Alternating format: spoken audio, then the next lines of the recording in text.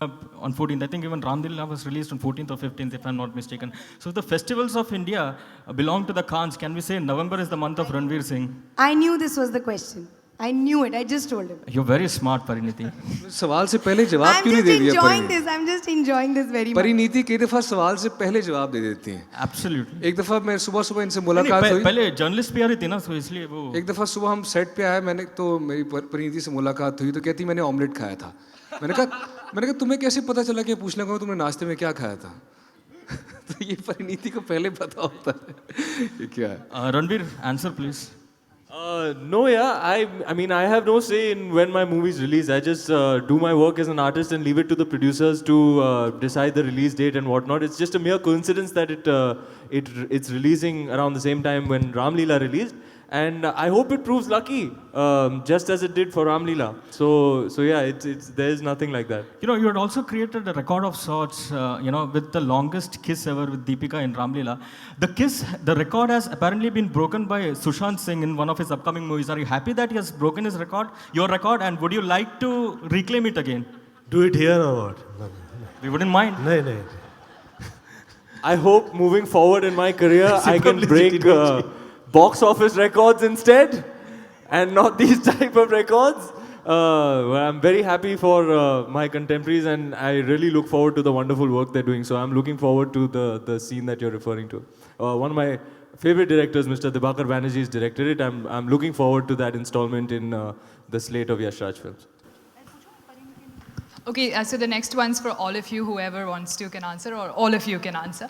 When we saw the promo of the film for the first time, we thought that it was a very interesting casting that had happened, और आप सब लोग एक दूसरे की तारीफ कर ही रहे हैं unstoppably. What did you all think when, इस फिल्म की casting के बारे में आप लोगों को बताया गया that it's going to be the four of you together? I was too excited. I was too excited. The only person I knew that was in the film was Ranveer. He was the only one. And then I think I was cast second. And then we didn't know who, was going to play Tutu and Bhayaji. But as and when Shad sir was opening those cards and saying, okay, Tutu is going to be Ali, I was very excited that Ali and Ranveer would be crazy together. And then, of course, the master card was Govinda sir as Bhayaji. And obviously, because you feel that you don't imagine him in such a role instantly. But I think that's the genius of casting. I think it just proves that we guys can't be directors. Only Shad sir or Adi can think of these things. But I personally felt honored to be working with the three of them, honestly. मुझे जिस वक्त ये film offer हुई तो मैंने refuse कर दिया था. मैंने शाद से कहा, शाद मुझे लगता नहीं है मैं विलन कर पाऊँगा. जो चीज़ मेरे दिल में छूती नहीं है, मुझे ऐसा लगता है कि फ़िल्म के हिसाब से तो मैं नहीं कर पाता हूँ. तो थोड़े दिन निकल गए, 10-12 दिन हो गए. फिर शाद ने मुझे फ़ोन किया, भैया क्या सोचा आप? मैंने सोचा मेरा शाद भैया मुझसे ये होगा नहीं, मुझसे नेगेटिव रोल कभी किया नहीं गया है, और मुझे लगता है कि मैं रियल उस टाइप का नेगेटिव रोल मैं नहीं कर पाऊँगा. 14-15 दिन बाद फिर मुलाकात हो गई. सुनीता वहाँ पे थी साथ में. अरे शायद कहो यार इन्हें कि ये काम क्या करें, ये वो क्या इतना ज़्यादा सोचने लगे हैं और क्या ऐसा है. ठीक, ये 14th का जो ये आंकड़ा है ये मेरे लिए बड़ा लकी रहा. ये चाहे 2014 हो, चाहे जिस वक्त मैं 14 ईयर ओल्ड था.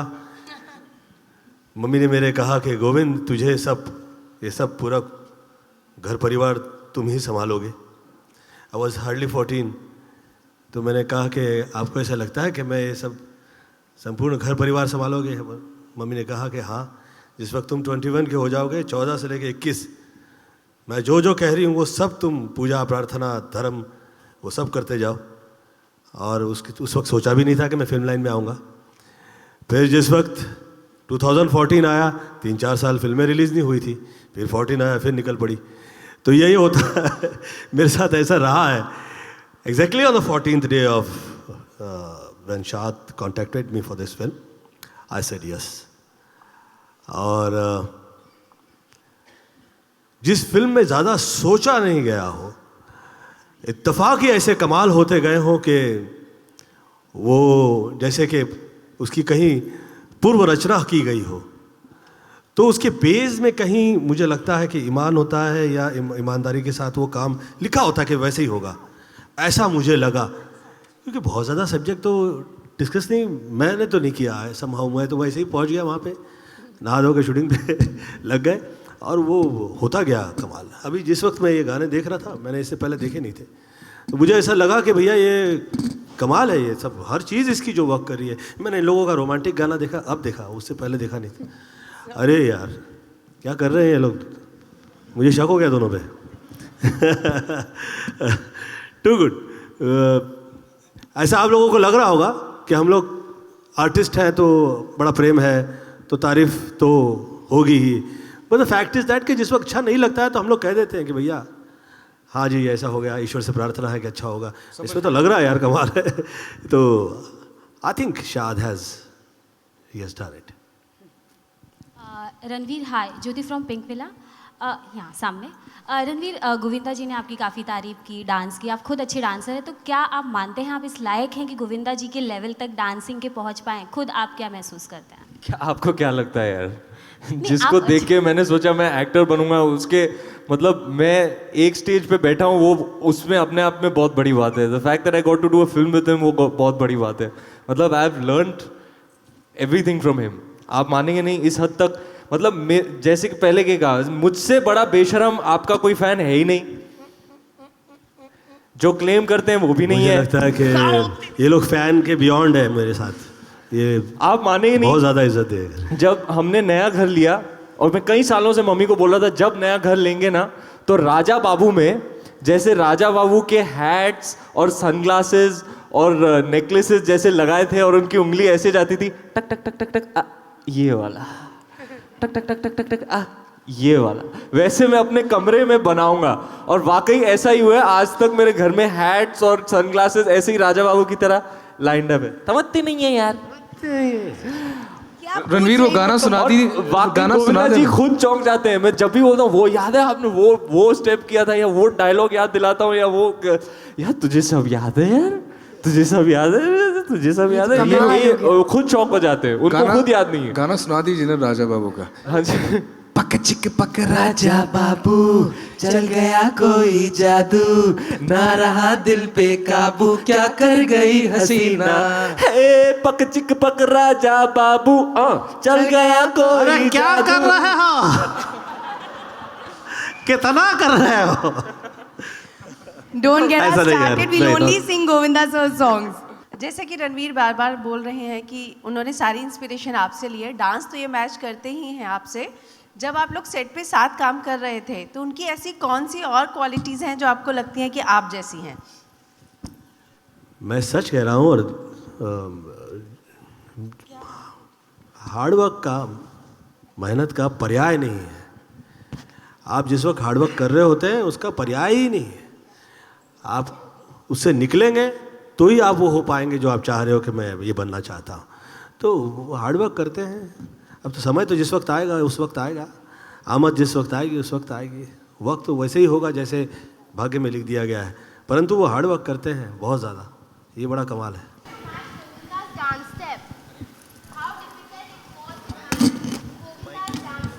In Bolbelia? Yeah. Sir.